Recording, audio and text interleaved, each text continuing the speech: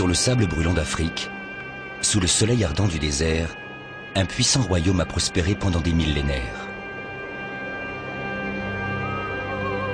De grands rois et reines ont érigé des temples majestueux et enterré leurs morts dans des tombes en forme de pyramides. Mais nous ne sommes pas en Égypte, et le peuple qui a construit ces édifices n'est pas celui de l'Antiquité égyptienne. Nous sommes au Soudan, l'un des plus grands pays d'Afrique, et le berceau de la Nubie, un royaume cousu d'or, nourri par le Nil. À l'époque, la Nubie est le pays le plus vaste au monde, un véritable empire. Un empire dont les savants n'ont toujours pas réussi à déchiffrer la langue. Perdu dans les ténèbres, l'histoire de la Nubie demeurait un mystère, jusqu'à ce jour.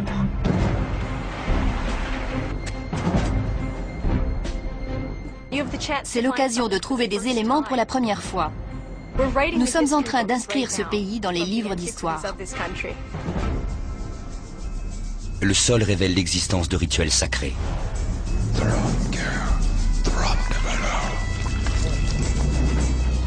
Le lieu d'un crime antique. Quelqu'un est délibérément venu briser cet autel en 1000 morceaux.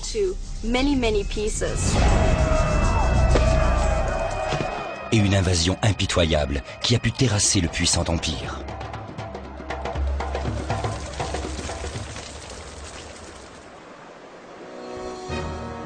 À la manière de détectives, les archéologues vont s'efforcer de reconstituer les derniers jours d'une cité perdue et ramener à la vie un royaume oublié, une terre nommée Nubie.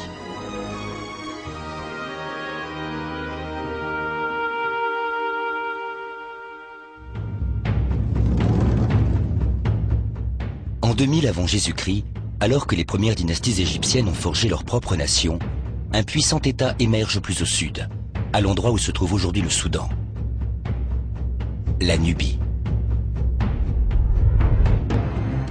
D'emblée, les Égyptiens comprennent que les souverains nubiens et leur terrible armée d'archers représentent une force réelle et constituent un redoutable rival qui contrôle les régions du sud du Nil. Durant de longues années, les pharaons égyptiens ont imposé leur domination. Mais les Nubiens ont fini par inverser la tendance et par conquérir l'Égypte. Rivaux en période de guerre et pourtant partenaires commerciaux, l'histoire de ces deux nations sera liée pendant des millénaires.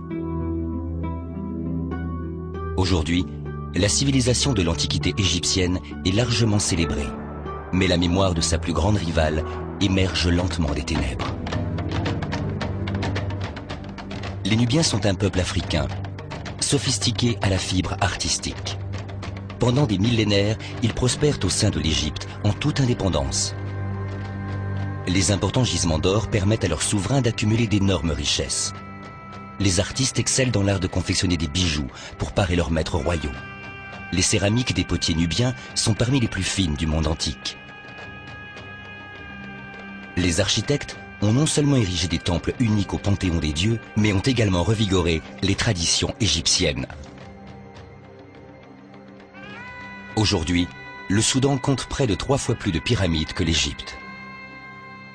Quand je pense à tous ces puissants rois qui ont régné sur le Soudan, je suis heureux de savoir qu'il s'agit de mes ancêtres. J'ai toujours le sentiment d'être un des leurs. Dans les années 20, l'archéologue américain de l'université de Harvard, George Reisner, exhume les tombes magnifiques de Nubie et permet de jeter les bases d'une chronologie royale qui s'étend sur plus d'un millénaire. Nous connaissons leurs noms, mais la plupart de leurs histoires sont encore perdues dans les codes énigmatiques de l'écriture nubienne. Pour déchiffrer ce langage, les archéologues rêvent de découvrir une nouvelle pierre de Rosette, comme celle utilisée en 1822 pour traduire les hiéroglyphes égyptiens. Ce serait formidable si nous pouvions trouver un tel document. C'est le rêve de tout savant de découvrir un indice qui permette de reconstituer un puzzle comme celui-ci. Désormais, un nouveau site remarquable, celui d'une cité perdue dans le sable, recèle peut-être la clé qui permettra de découvrir le passé de la Nubie. Les archéologues Julie Anderson et Salah Ahmed doivent parcourir environ 350 km au nord de Khartoum. Leur destination, le village actuel de Dangay, est à 9 heures de route poussiéreuse. Le site est caché sous de mystérieux monticules de sable, près du centre-ville. C'est une cité nubienne très bien préservée de 2000 ans d'âge, qui s'étend sur plusieurs kilomètres carrés.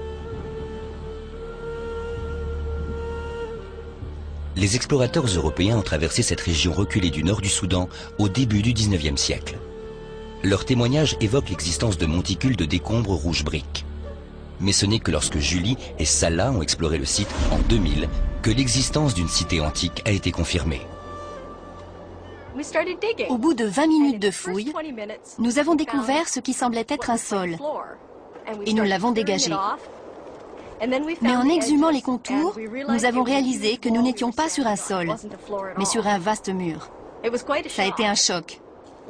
Nous avons subitement compris que le site était gigantesque, bien plus grand que ce que nous avions envisagé.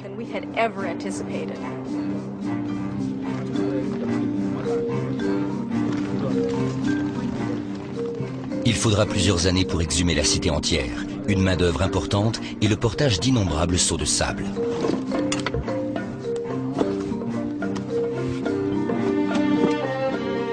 Mais déjà, une impressionnante structure commence à émerger du sol. Sous l'un des monticules centraux, l'équipe a trouvé les vestiges de l'un des plus grands temples du Soudan. Julie et Salah ne savent pas exactement quand il a été construit, mais ils sont convaincus qu'il a été dédié au dieu suprême que vénéraient les Nubiens et les Égyptiens, Amon, la divinité à tête de bélier. Les temples voués à ce roi des dieux ont une forme caractéristique, basée sur celle que les Égyptiens ont bâtie à Karnak. Et le tracé de Dangay semble être à l'identique. Après plusieurs mois de dur labeur, les ouvriers ont déblayé plus de 500 tonnes de sable et mis au jour une des plus belles cours intérieures que Salah ait jamais vues. Je suis assis dans la seconde cour du temple de Dangay.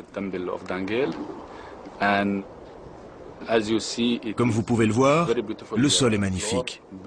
Il est merveilleusement taillé dans des tuiles en grès.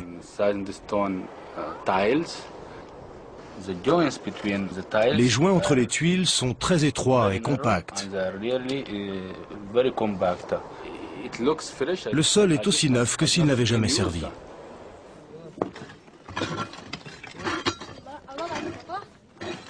Dans une autre partie du temple, Julie a exhumé les ruines d'une grande colonne de grès. Enfouies depuis des siècles, les figures sculptées ont été protégées de l'érosion due au vent et au sable. Il est beau, avec son petit nombril. C'est vraiment magnifique et tellement bien conservé.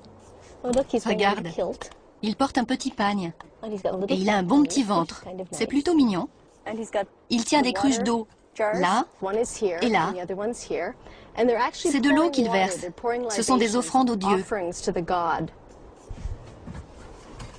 Nettoyons-le un peu mieux.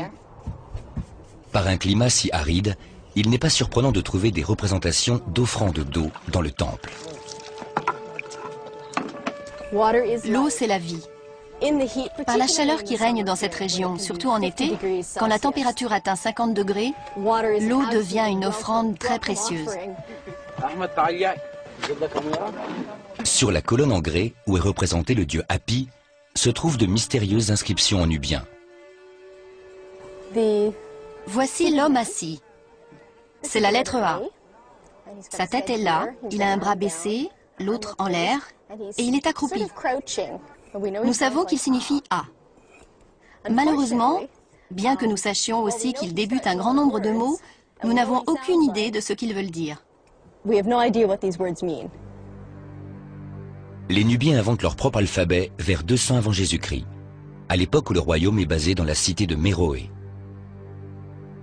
Dans le cadre d'une sorte de renaissance culturelle, les méroïtes tels que nous les connaissons ont remplacé les hiéroglyphes égyptiens par leur propre forme d'écriture. Jusqu'à ce qu'elles soient déchiffrées, les savants doivent se contenter de lire ce que les autres cultures de l'époque ont écrit sur ce royaume. Il existe des témoignages sur le royaume méroïte, provenant de sources extérieures. Certains historiens grecs qui étaient en contact avec l'Empire romain, et bien sûr avec l'Égypte, ont écrit sur le royaume de Méroé. Mais nous ne disposons pas du point de vue des Méroïtes, car leur écriture est indéchiffrable. Les textes doivent parler d'eux-mêmes. Nous devons absolument trouver quelque chose qui s'apparente à la pierre de Rosette qui a été découverte en Égypte et qui a permis de déchiffrer les hiéroglyphes. Il nous faut un texte bilingue. La cité ancienne de Dangei est susceptible de cacher une pierre de Rosette. Sa situation sur le Nil, au sud d'une zone de rapide appelée 5e cataracte, lui assure une position stratégique au centre de routes commerciales majeures qui s'enfoncent vers l'intérieur de l'Afrique. La 5e cataracte est pleine de rochers. On ne peut pas y naviguer. Les récifs sont trop tranchants. Ils éventrent la coque des bateaux. Il nous faut quitter les voies navigables, traverser par la terre et rejoindre le Nil dans la région de Dangei. Au cours de son histoire, le royaume de Nubie attire des commerçants de tous horizons, qui convoitent des marchandises comme l'ivoire, les peaux d'animaux et bien sûr l'or. Des peuples de cultures et de langues différentes, grecs, égyptiens, romains, tous font du commerce avec la Nubie. Nombreux sont ceux qui sont passés par Dangei, où ils pourraient avoir laissé une inscription bilingue. Mais pour l'heure, le seul chemin qui mène vers le passé des Nubiens gît sous terre.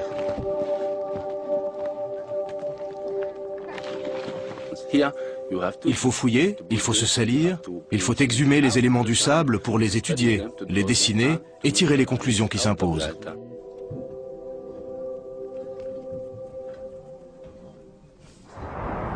Le climat ne coopère pas toujours. 3 semaines après le début des fouilles, un nuage tourbillonnant envahit l'horizon. Les conditions de travail se gâtent.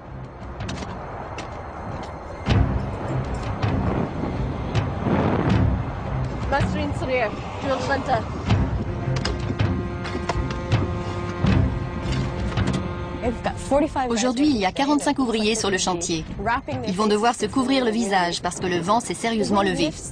Ils soulèvent le sable et le fait tourbillonner à la manière d'une tempête. L'horizon est complètement bouché.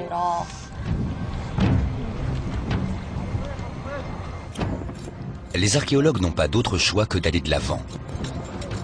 Pendant la majeure partie de l'année, la température avoisine 38 degrés la journée, une chaleur trop intense pour effectuer des fouilles. Nous ne sommes là que 2 mois et demi par an. On doit mettre à profit chaque minute de notre temps. Peu importe les conditions météorologiques.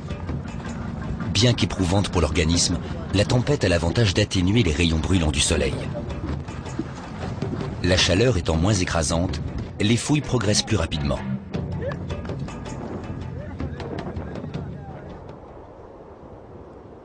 Le lendemain matin, le ciel est dégagé. Et dans l'atmosphère calme qui règne après la tempête, l'équipe découvre les premiers indices sur l'origine de la cité antique. C'est formidable. Salah? Oui? C'est un cartouche? Seuls les membres de la royauté avaient le privilège d'encercler leur nom d'une forme elliptique appelée cartouche.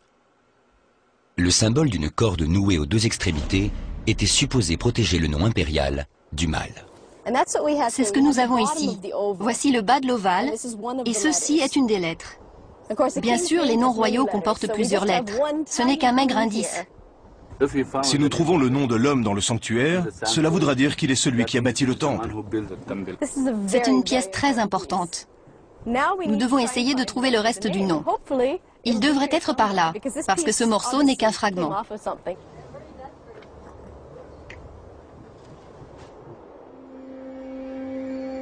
Bien que Julie et Salah ignorent qui a construit le temple de Dangei, ils pensent que sa construction remonte à plus de 2000 ans, à la période des Méroïtes. Une époque qui correspond à l'âge d'or de la Nubie, lorsque les grands rois régnaient depuis Méroé et étaient inhumés dans les cimetières royaux, dans des sépultures dont la forme nous est familière. Influencés par la proximité de l'Égypte, les Nubiens admiraient les tombeaux majestueux de Gizeh et ont commencé à édifier leurs propres pyramides à la gloire de leur souverain. ils ont modifié la forme, préférant des pyramides aux flancs plus abrupts. Dans des chapelles attenantes, des scènes richement détaillées sont sculptées, représentant la vie du roi dans l'au-delà, accompagné de ses nombreux servants.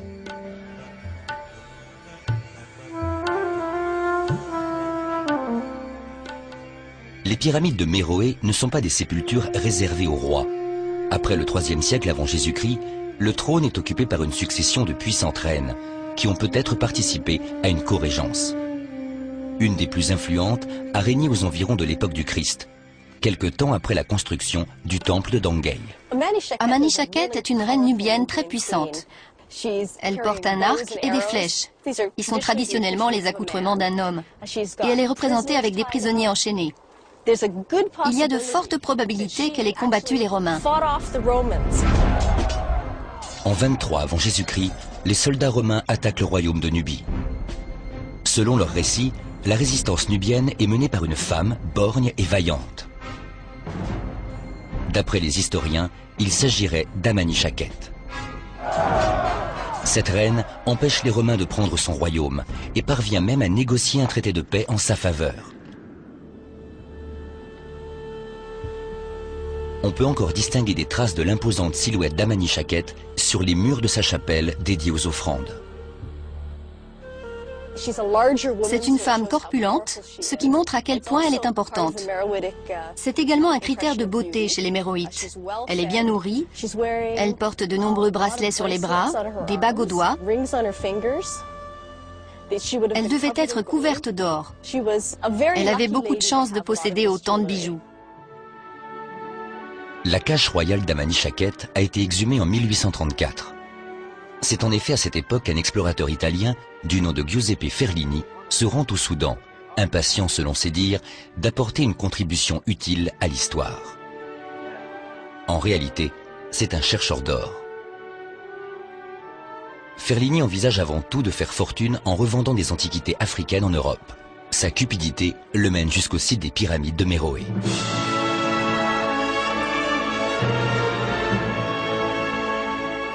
Dans son journal, Ferlini écrit avoir ordonné à ses ouvriers de démanteler la tombe d'Amani-Shakhet, une des sépultures les mieux préservées du cimetière, haute d'une trentaine de mètres. Tandis que ces hommes travaillent sous la chaleur accablante du désert, Ferlini se prélasse à l'ombre. Mais lorsqu'un de ses fidèles serviteurs l'appelle du sommet de la pyramide, c'est d'exaltation. L'aventurier écrit « J'ai accouru, le cœur rempli par l'espoir d'une délicieuse aventure. »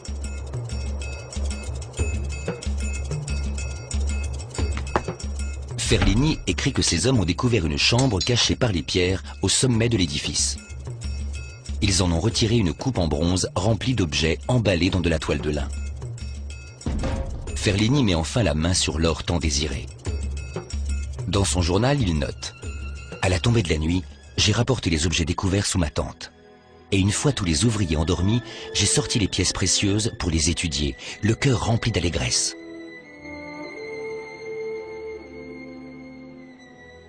J'ai admiré l'or, et en contemplant le nombre d'objets, j'ai réalisé que ce trésor était plus important que l'ensemble des pièces disséminées à travers les musées d'Europe. Ferlini a découvert un formidable trésor essentiellement composé de bijoux. Aujourd'hui, la plupart sont exposés au musée égyptien de Munich. Des bracelets en or, recouverts de bandes décoratives de verre fondu. Des pendentifs ornementaux, aux motifs représentant des divinités. Et des dizaines de bagues en or massif, dont certaines sont gravées à l'effigie d'Amon. C'est un des trésors les plus prestigieux jamais découverts en Nubie. Il nous donne un bon aperçu de ce que les reines et les rois devaient porter à l'époque. Si le voyage de Ferlini a permis de découvrir de telles richesses, ce ne fut pas à moindre coût. La quête d'or impitoyable de l'explorateur a détruit entièrement la pyramide d'Amani-Shakhet. À Dangei, dans la cour extérieure du temple d'Amon, le récit d'une autre destruction est en train de livrer son secret. Ces ruines, elles aussi, ne sont peut-être pas uniquement la conséquence des ravages du temps. Ce temple semble avoir été abandonné, mais nous ignorons pourquoi. Peu à peu surgissent des sables les preuves d'événements catastrophiques dans l'histoire de Dangei. C'est un long morceau de poutre en bois de palmier, mais il a été sévèrement brûlé. Ceci est du charbon, et on remarque que de petits morceaux de la poutre en palmier se détachent au fur et à mesure qu'elle se désintègre. Nous avons mis la main sur une partie de charpente qui s'est effondrée après un terrible incendie. Ce dernier a dû être terrible parce que le bois est calciné. Vous pouvez remarquer les traces du feu sur les colonnes et sur le sol. Et voici ce qu'il en reste. Ces couches d'éléments brûlés nous donnent de sérieux indices sur les raisons qui ont poussé les gens à fuir cette région. Il y avait peut-être une guerre, ou il se peut que le temple ait pris feu accidentellement. Quelle qu'en soit l'origine, l'incendie a dû être violent, suffisamment pour entraîner l'évacuation du temple et peut-être de la cité entière. Mais ce qui a sans doute constitué un désastre du point de vue des Méroïtes s'avère être une bénédiction pour Julie et Salah. Tout ce qui se trouvait en dessous du niveau des flammes, à la surface du sol, a été complètement scellé, créant une capsule hermétique qui a été préservée des ravages du temps. C'est un moment spécifique que nous pouvons étudier. Si la théorie de Julie et Salah est correcte, ce moment précis dans le temps pourrait coïncider avec les derniers jours de l'Empire nubien. Les historiens savent peu de choses sur cette période, mais les fouilles de Dangei pourraient aider à comprendre les raisons de la disparition de ce puissant royaume. Pour apprendre comment l'Empire est né, il faut étudier les monuments situés plus au nord. Au-delà de la 4e cataracte du Nil, s'étend le lieu le plus sacré de toute la Nubie, Djebel Barkal, la montagne pure.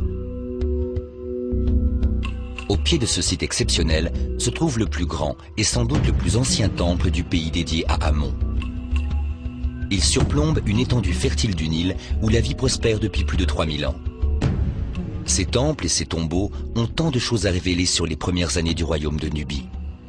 Mais pourtant Salah s'évade du site des fouilles pendant quelques jours afin d'effectuer son pèlerinage annuel à Djebel Barkal. Je prends ma voiture et je pars 3-4 jours sur place. Je me ressource.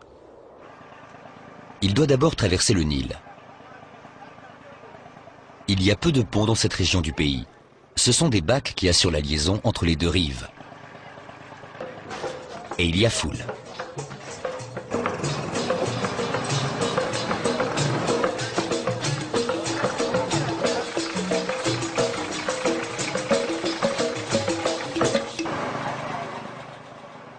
Depuis plusieurs millénaires, le Nil est une voie essentielle à la circulation des populations et des marchandises à travers le pays.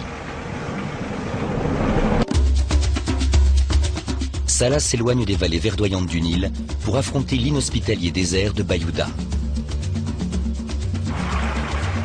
Son voyage va le mener à quelques 180 km au nord-ouest, le long d'une route imprégnée d'histoire. Il emprunte le chemin que les rois et les reines de Nubie ont parcouru pour atteindre les temples de Djebel Barkal. Il fait très chaud et le terrain est accidenté.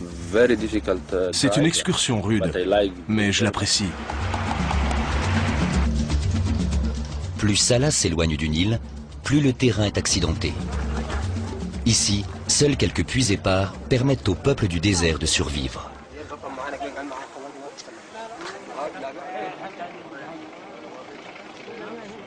Les nomades et leurs troupeaux parcourent de grandes distances pour rejoindre ces puits. Ici, l'eau est plus précieuse que l'or. Il faut parfois la journée entière pour puiser l'eau nécessaire à la caravane.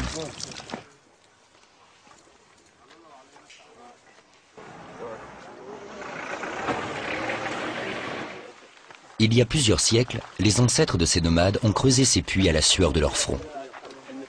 Celui-ci se nomme Al-Tawela, le profond, car il descend à une 50aine de mètres sous le sable. Pour les voyageurs comme Salah qui circulent à travers le désert, ce puits est une bénédiction.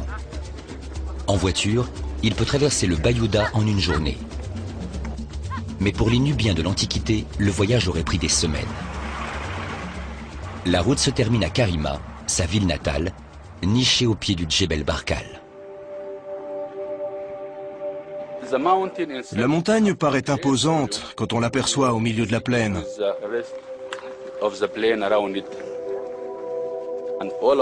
Vous voyez apparaître ce mont qui culmine à une centaine de mètres. C'est très impressionnant. Le jeune Salah a grandi au pied de la montagne sacrée Djebel Barkal et des ruines qui l'entourent.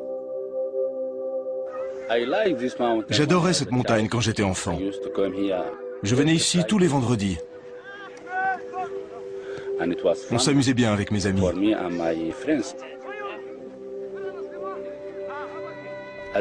En même temps, ces ruines me paraissaient secrètes. J'étais très curieux de connaître le mystère de la montagne.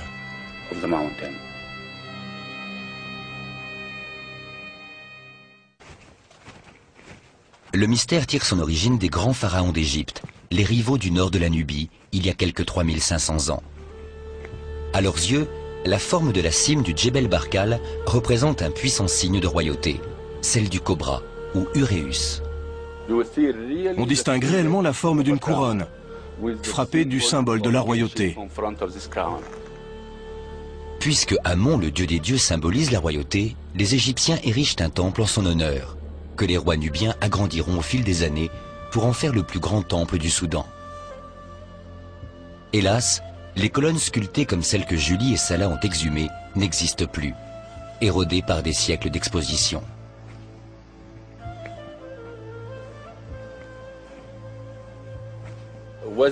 Les conditions climatiques sont très rudes. À présent, le temple et l'ensemble du site ne sont plus que des ruines. Mais à l'époque où le temple rayonnait comme un joyau au pied de la montagne sacrée, les tout-puissants pharaons égyptiens parcouraient des centaines de kilomètres pour y être couronnés par les grands prêtres d'Amon. C'était l'endroit sacro-saint de la vallée du Nil. Depuis toujours, le peuple était persuadé qu'Amon habitait les lieux. À l'intérieur du temple se trouve un autre sanctuaire dédié à la déesse Mout, femme du dieu Amon. Salah peut y lire la mythologie des lieux gravée sur les murs. On distingue parfaitement la silhouette de la montagne. Des flancs abrupts avec un sommet plat. Et à l'avant, on peut voir un serpent et un disque solaire, ce qui est un symbole de royauté. Et à l'intérieur de la montagne, on peut voir Amon sur son trône. Car selon les croyances ancestrales, Amon habitait à l'intérieur de Djebel Barkal. Au 8e siècle avant Jésus-Christ, l'Égypte a perdu sa puissance et son emprise sur la montagne sacrée. Les Nubiens ont pris le contrôle de Djebel Barkal, se proclamant les enfants légitimes d'Amon. Ils deviennent si puissants qu'ils conquièrent l'Égypte, leur rival du Nord, et fondent une dynastie de pharaons nubiens. Tout le monde est persuadé que les Égyptiens étaient les maîtres de la vallée du Nil. Mais cela n'a pas toujours été le cas. Pendant plus d'un siècle, les Nubiens ont été les maîtres de l'Afrique. Le roi Taharko a été le membre le plus éminent de la puissante lignée de pharaons nubiens, venus régner sur la terre des pyramides. Leur royaume inclut alors toutes les richesses et les splendeurs qui définissaient autrefois la civilisation égyptienne. Pendant près d'un siècle, les Nubiens vont contrôler un territoire qui s'étendrait aujourd'hui de Khartoum jusqu'à la Palestine. À l'époque, il s'agissait peut-être du plus grand pays au monde. C'était un véritable empire. Les Nubiens finissent par perdre le contrôle de l'Égypte à la suite d'une invasion des Assyriens. Mais cela ne met pas fin à leur royaume, ni à leur loyauté envers le dieu Amon. Ils se regroupent au sud et prospèrent encore un millier d'années, bâtissant des temples dédiés aux dieux des dieux à travers tout le royaume. La mission de Salah consiste à restaurer l'héritage de ses ancêtres. À présent, je consacre une partie de ma vie à faire des fouilles. Il faut que je creuse et que je découvre quelque chose de l'histoire du Soudan.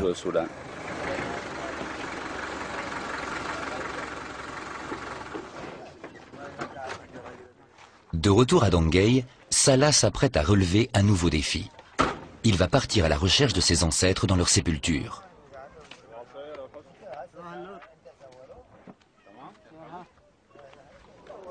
Aux abords de la ville, à quelques dizaines de mètres du cimetière actuel de Dangay, les ouvriers d'un chantier d'irrigation ont exhumé une ancienne nécropole.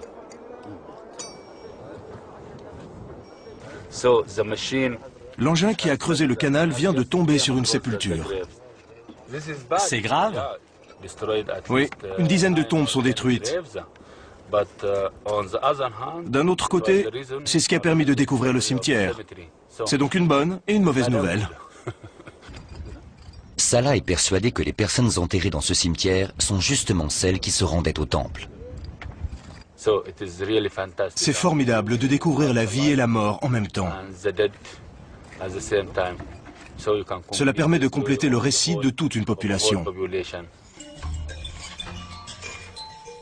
Au temple, Julie et l'équipe d'archéologues poursuivent leur lutte contre la chaleur et les tempêtes de sable, dans l'espoir d'en apprendre davantage sur le mystère de ce lieu sacré. L'exhumation d'un mètre supplémentaire de ruines fait apparaître les colonnes en grès et la silhouette d'une personnalité désormais familière, le dieu du Nil, que les Nubiens de l'Antiquité appelaient Hapi. Une figure que l'on retrouve en différents endroits de la cour intérieure.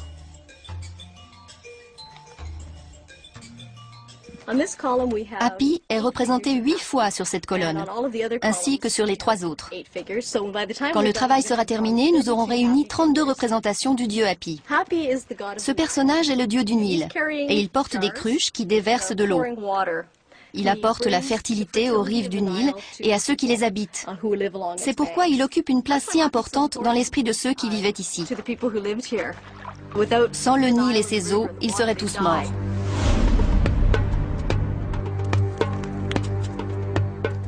L'eau est si importante pour les Nubiens de l'Antiquité qu'elle joue un rôle essentiel dans la vie quotidienne du temple.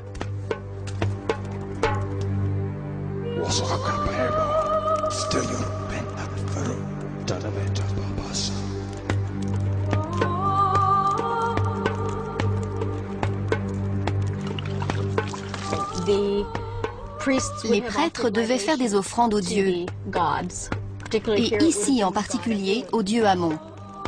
Cela impliquait donc de verser de l'eau, ou peut-être du lait sur l'autel, afin de l'offrir à la divinité.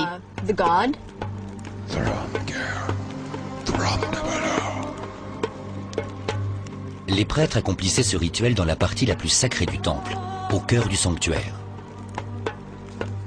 En principe, seuls les prêtres étaient admis dans cette pièce. C'est le sanctuaire principal, le Saint des Saints. Julie et Salah attendent d'exhumer cette chambre sacrée depuis longtemps. Ils pensent trouver un autel ou une statue, quelque chose qui soit en corrélation avec les rituels antiques dont ils sont certains qu'ils se déroulaient au cœur du temple. Ces blocs sont énormes. Ils sont plus épais que ma main. Ils supportaient quelque chose de très lourd. Ce pouvait être un autel, une statue. C'est là que les prêtres devaient faire leurs offrandes à Amon. Mais à l'endroit où devrait se trouver l'autel, ils découvrent des indices troublants qui semblent indiquer que les lieux ont été profanés. Il semblerait qu'on ait creusé un énorme trou dans le sol du sanctuaire principal du temple. Le reliquaire sacré a disparu. Ils ont pu l'emporter, ou le mettre ailleurs, ou encore le briser en miettes. Pour ce qui est de commettre un sacrilège, il s'agit là d'une terrible offense. L'accumulation des indices semble confirmer que l'incendie qui s'est produit dans la première cour était bien d'origine criminelle.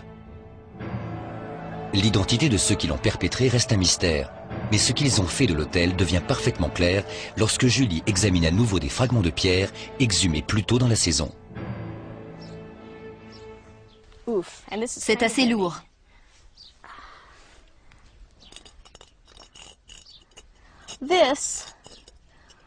C'est le coin supérieur d'un autel. Et comme je l'ai dit, c'est assez lourd. Il a donc fallu beaucoup d'énergie pour le briser en autant de morceaux, comme vous pouvez le voir. Bien que l'autel ait été détruit, par chance, une partie essentielle est restée intacte. Nous avons retrouvé ce morceau.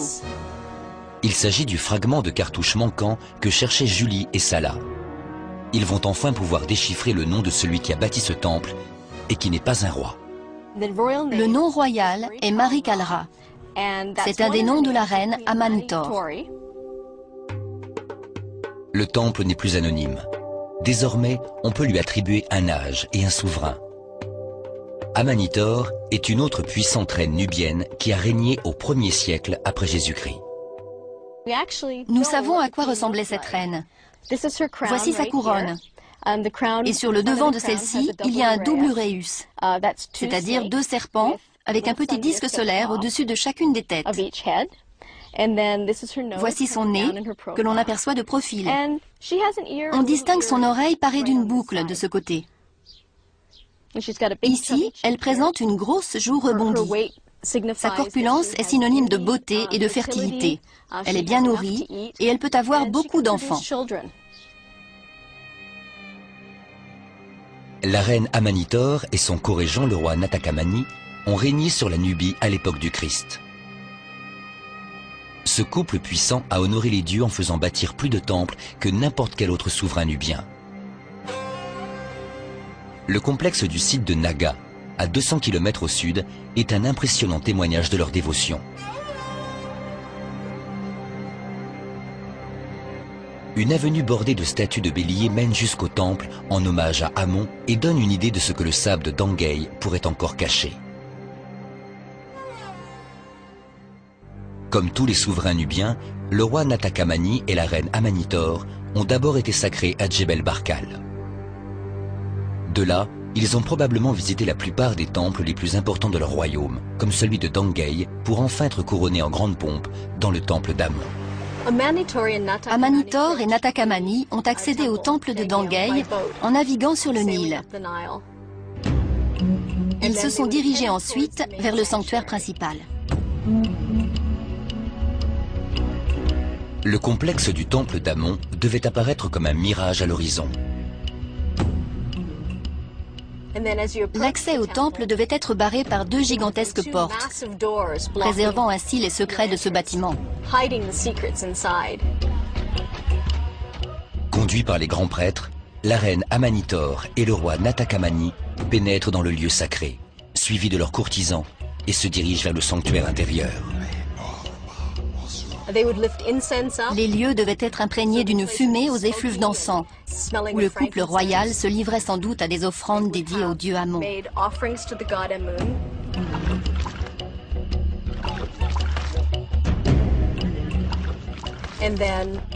Les prêtres d'Amon, s'exprimant en son nom, devaient prononcer le nom du roi qui allait succéder au trône. Ensuite, le couronnement avait lieu. Officiellement, le roi était couronné par Amon. On peut présumer que le dieu était représenté par le grand prêtre.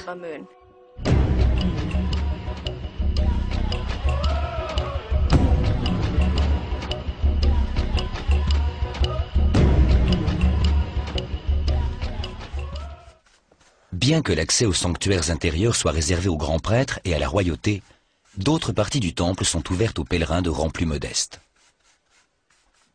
Nous avons découvert une empreinte de pied dans les pavés de la première cour. C'est un souvenir qui a été laissé par un pèlerin venu visiter le temple. C'était une manière de montrer aux dieux et aux autres pèlerins que cet homme s'était rendu sur place. C'est un acte très humain, une démarche que quelqu'un est venu faire, comme un acte personnel de piété, de foi. On peut se contenter de rester au niveau des matériaux, des colonnes et des pavés. Mais en tant qu'archéologue, cette empreinte est un clin d'œil sympathique, car elle nous montre que les gens se rendaient au temple, qu'ils y vouaient un culte à leur Dieu, c'était leur vie quotidienne. Grâce à la découverte du cimetière mitoyen, Julie et Salah disposent d'un lien encore plus direct avec le passé. À l'intérieur de ces tombes ancestrales, ils auront peut-être l'opportunité de se retrouver face à face avec ceux qui ont voué un culte au temple il y a près de 2000 ans.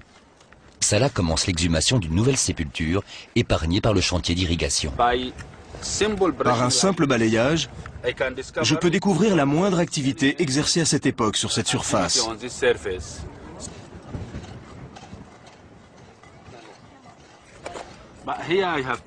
Mais là, il faut être prudent, parce que je dois suivre exactement les contours d'origine. Sinon, j'aurai un relevé incorrect de l'ensemble de la tombe. L'équipe de Salah est composée d'hommes appartenant à la tribu semi-nomade des Bicharéens. En été, ils quittent leur famille et partent à la recherche de pâturage avec leurs chameaux. En cette période, ils restent près de chez eux et participent aux fouilles. L'un d'entre eux se marie. La tribu en profite pour fêter l'événement.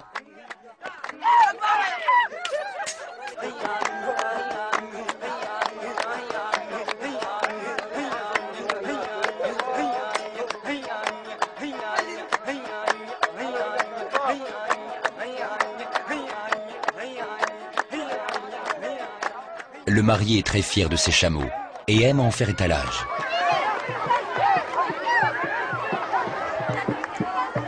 Ils seront offerts à la nouvelle mariée et à sa famille, comme le veut la tradition.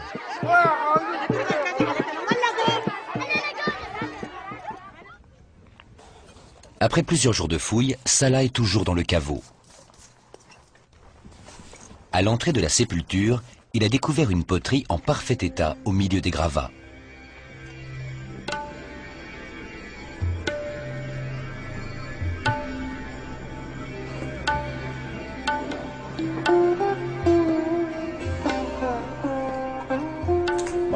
Elle est superbe.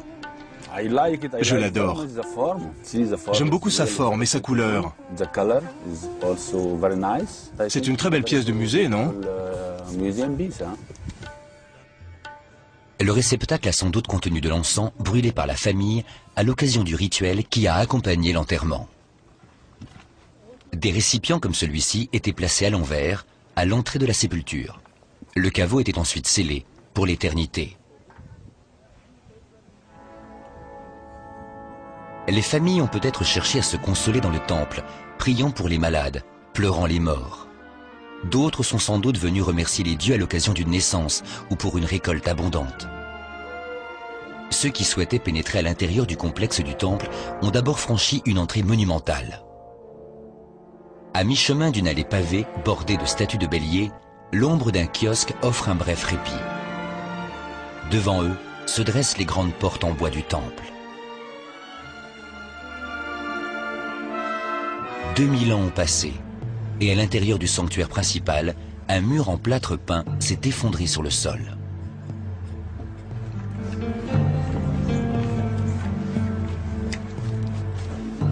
L'archéologue Caroline Rochelot, un des membres de l'équipe, tente de sauver ce qui peut encore l'être.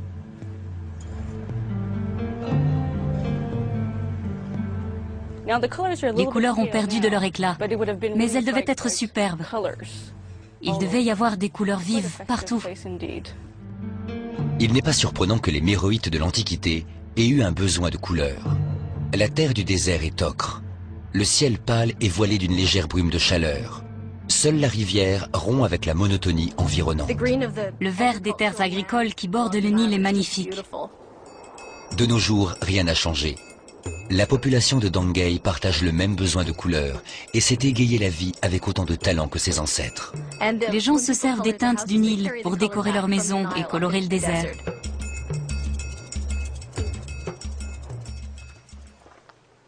Bien que les murs bigarrés du temple se soient effondrés, leurs dessins demeurent intacts. Caroline a la tâche délicate de recoller les morceaux. Il est rare de retrouver des fragments d'une fresque murale dans cet état. Nous avons beaucoup de chance. Une partie du mur a été préservée, mais on a également retrouvé d'anciens morceaux de pigments dans le temple. J'ai du blanc. C'est une sorte de craie. Voilà le blanc. Je peux essayer du jaune à côté.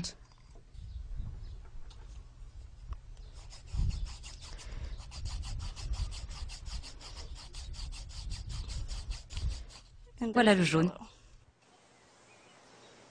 Les artistes de l'Antiquité qui décoraient les murs du temple fabriquaient leurs peintures en mélangeant les pigments concassés à de l'eau. En extrapolant à partir des fragments retrouvés, Caroline va aider Julie à ressusciter la beauté éclatante du temple quand il était au sommet de sa gloire. Tout le temple était peint. Les colonnes, les murs, la couleur était partout. Les colonnes et les murs du sanctuaire extérieur sont couverts de représentations du dieu Hapi, portant de l'eau. Les parties supérieures de la pièce comportent des dessins de la reine et du roi, faisant leurs offrandes à Amon. Les couleurs habillent même les statues des dieux. Chaque jour, les prêtres devaient entretenir les reproductions divines, soulignant le rouge des yeux du bélier d'un trait de charbon noir.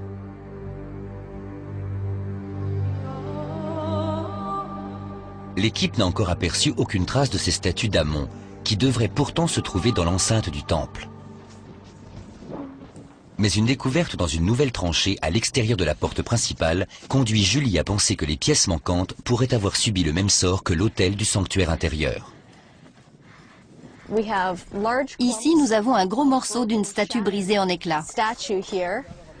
Mais elles ont toutes été brisées en 1000 morceaux. Il y a des milliers d'éclats, dont la plupart sont impossibles à identifier.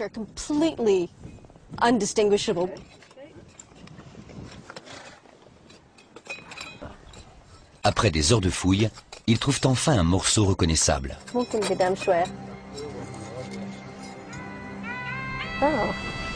Il s'agit de l'œil peint en rouge d'un bélier.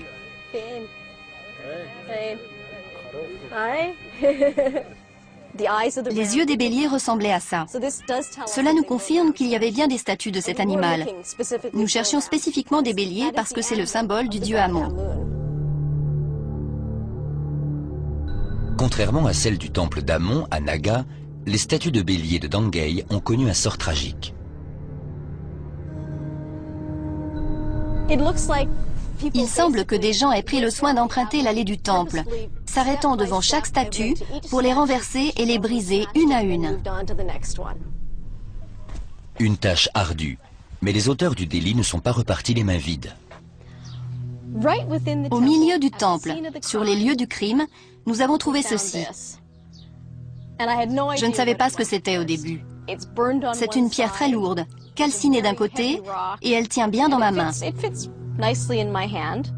En l'étudiant de plus près, nous avons remarqué qu'on avait dû se servir de cet objet comme d'une masse. Nous avons donc supposé que cet objet avait pu facilement servir à briser l'autel et les statues en milliers de petits morceaux.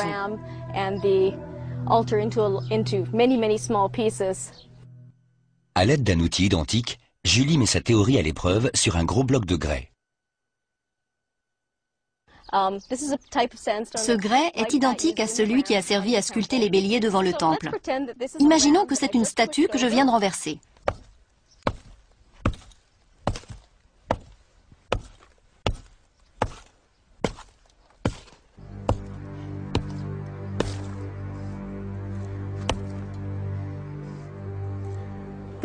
Les morceaux de roche se fragmentent en petits bouts tranchants.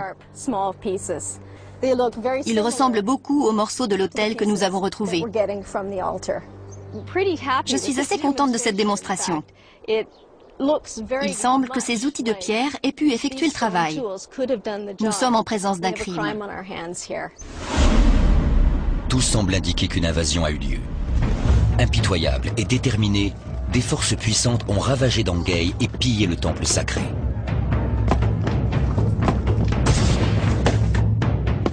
Les envahisseurs ont mis le sanctuaire à sac, annihilé les références aux souverains nubiens et détruit les symboles de leurs dieux. Ils ont saccagé tout ce qui avait de la valeur. Puis, dans un dernier élan, ils ont incendié le temple.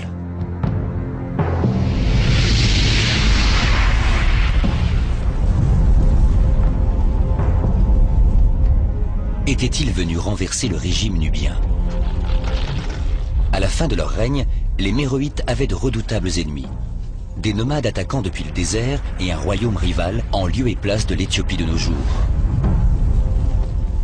Le déclin du royaume nubien au IIIe siècle après Jésus-Christ a peut-être provoqué l'attaque de Dangei. Une chose est certaine, la cité antique ne s'est jamais relevée de l'assaut. Après la destruction du temple, la population de Dangei a abandonné les lieux. Nous avons trouvé quelques réponses et c'est passionnant. À présent, nous cherchons les détails, mais nous avons répondu aux grandes questions. Et c'est formidable. C'est une énorme récompense pour leur première saison de fouilles.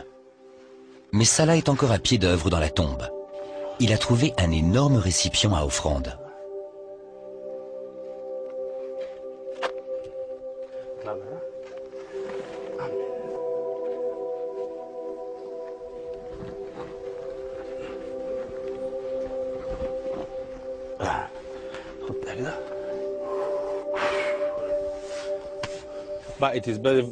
Il est très beau. J'aime beaucoup la forme de cette céramique. Ils s'en servaient pour les liquides. En principe, elle protège les morts à l'entrée des tombes.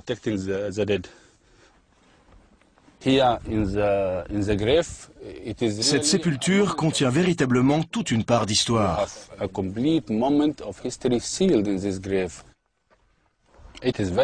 C'est palpitant de trouver un squelette entier sur le site même. Mais en même temps, vous examinez un corps humain, celui d'un homme qui travaillait la terre ou qui surveillait le bétail. Ces populations dépendaient entièrement du Nil et vivaient sans doute des mêmes activités dont nous vivons encore aujourd'hui.